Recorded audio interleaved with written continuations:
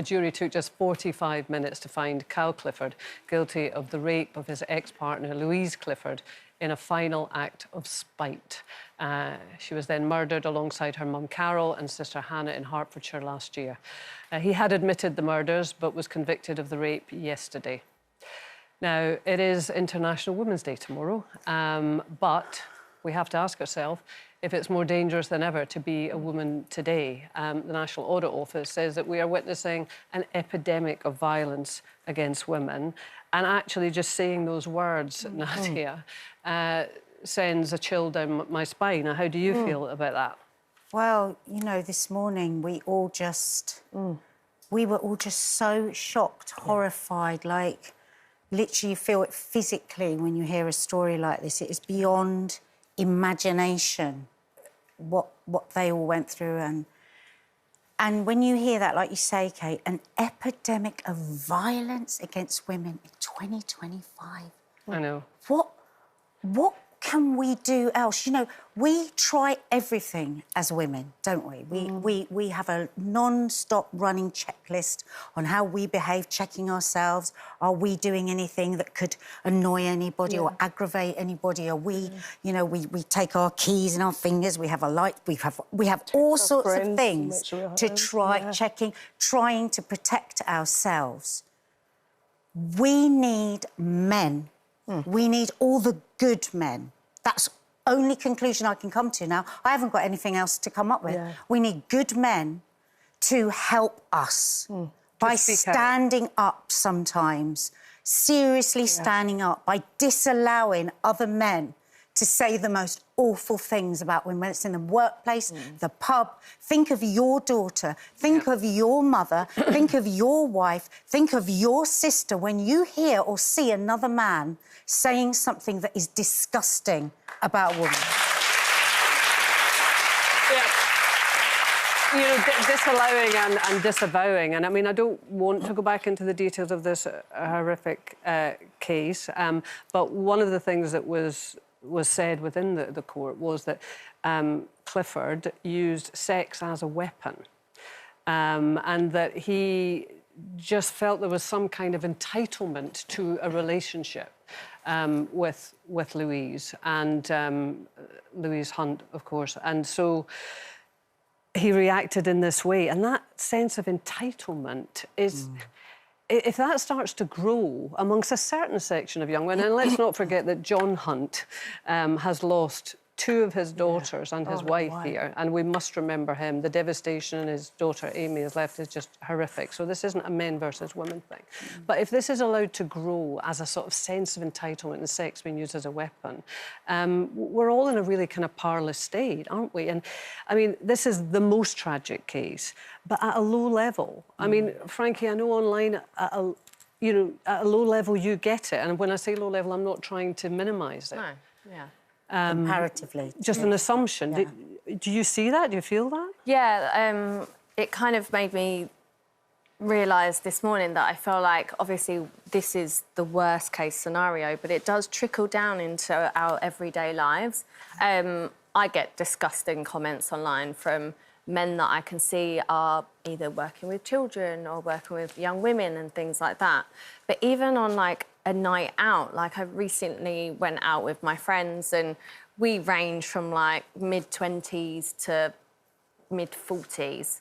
And we're all just there having a good time. And I still have that fear, and I see my friends as well, if a guy comes up and asks for a number or a dance or wants to buy you a drink, and if you say no, it often ends up in a, oh, you think you're too good for me, you're a this anyway, you're not that hot, who do you think you are? And it's mad that that is a thing. It's almost like you're not allowed to reject.